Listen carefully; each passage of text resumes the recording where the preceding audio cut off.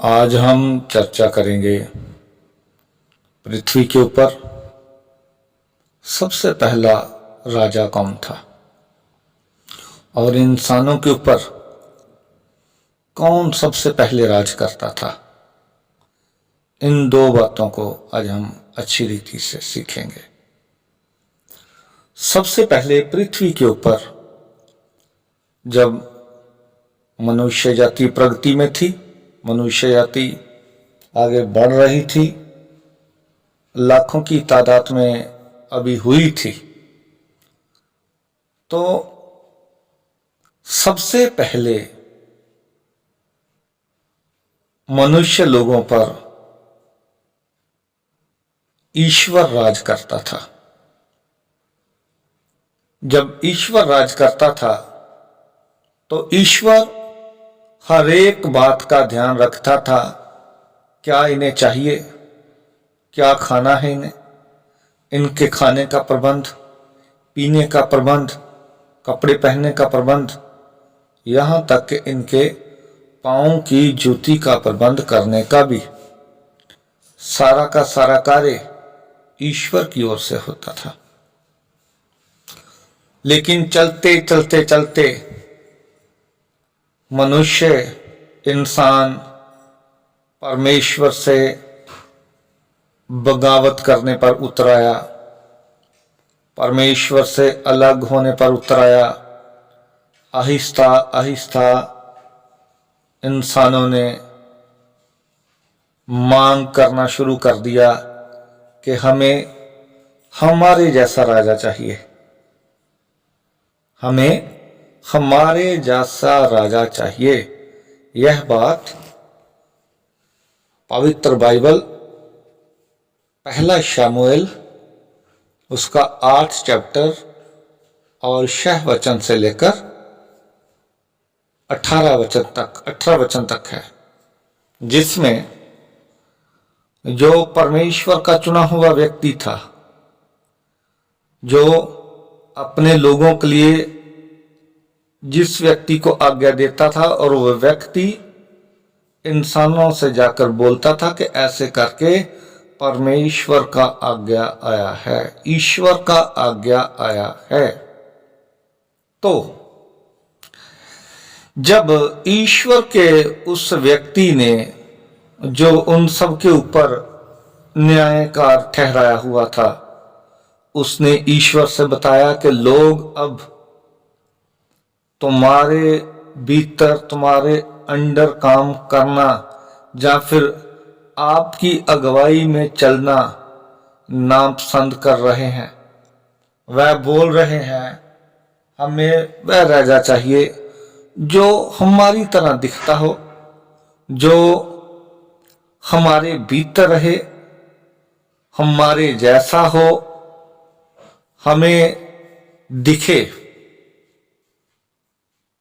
तब ईश्वर ने उस व्यक्ति से कहा, कोई बात नहीं, जैसे ये लोग चाहते हैं तू वैसे कर, लेकिन मैं बता देता हूं कि वो राजा जिसकी ये इंसान मांग कर रहे हैं वो कैसा होगा।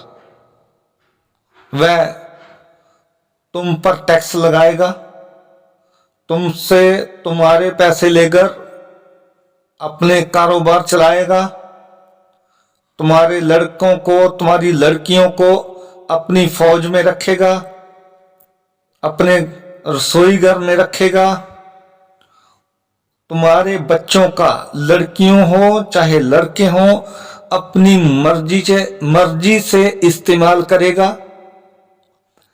तुम्हारे बच्चे उसके मजदूर होंगे, उसके नौकर होंगे, तुम भी उसके नौकर होंगे। जो उसके मन में आएगा, चाहे वो सही हो चाहे वो गलत हो, वो तुम पर थोपेगा। जिस राजा की तुम मांग कर रहे हो वह राजा इस तरह तुम्हारे साथ व्यवहार करेगा, मनुष्य जाति के साथ ऐसे व्यवहार करेगा। तो जब ईश्वर के जन ने, ईश्वर के उस व्यक्ति ने जो ठहराया हुआ था, लोगों को कहा कि ऐसे करके जिस राजा की तुम मांग कर रहे हो वो ऐसे तुम्हारे साथ व्यवहार करेगा। वो तुम्हारी बेटियों को, तुम्हारे बेटों को अपनी फौज में रखेगा, अपने लिए काम करवाएगा, अपनी रसोई में काम करवाएगा, और वह तुम्हारे बच्चों को किसी भी रीति से कैसे करके भी इस्तेमाल कर सकता है, तुम कुछ नहीं कर पाओगे।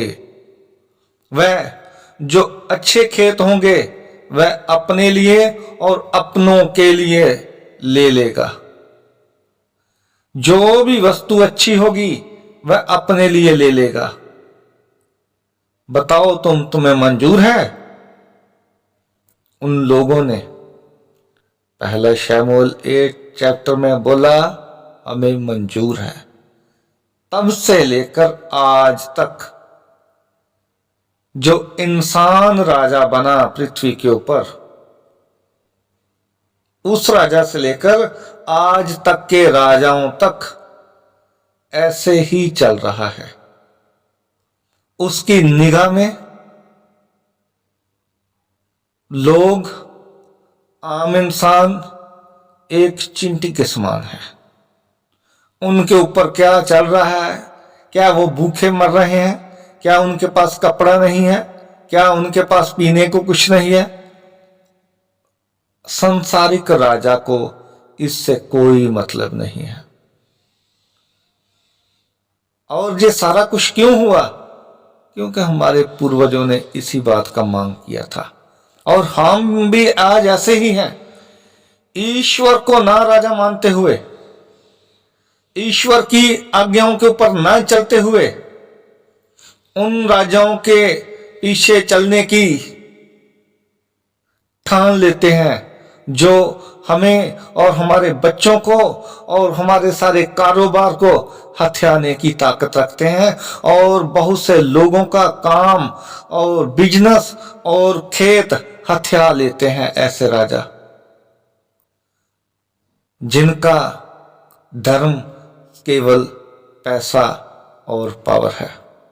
इसलिए जब ईश्वर राज करता था तब सब लोगों को सारा कुछ मिलता था, लेकिन उन्हें लगने लगा कि अगर इंसान राजा बनेगा तो शायद इससे भी ज्यादा हो, लेकिन हुआ इससे उलट। सो तब से लेकर आज तक मनुष्य की ये जो मांग है अभी तक लोगों का सत्यानाश करती आ रही है।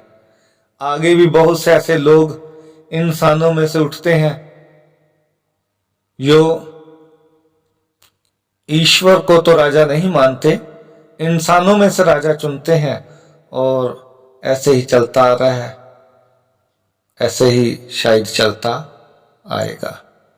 हमें अपने जीवन का राजा यहोवा परमेश्वर को बनाना चाहिए, और यहोवा परमेश्वर हमारी जिंदगी को अपने तौर तरीके से, अपनी इच्छा से, अपनी मर्जी से यदि चलाएगा, यदि हम उसकी इच्छा से चलेंगे तो हमारा जीवन बिल्कुल आशीषवान हो जाएगा, बरकतवान हो जाएगा।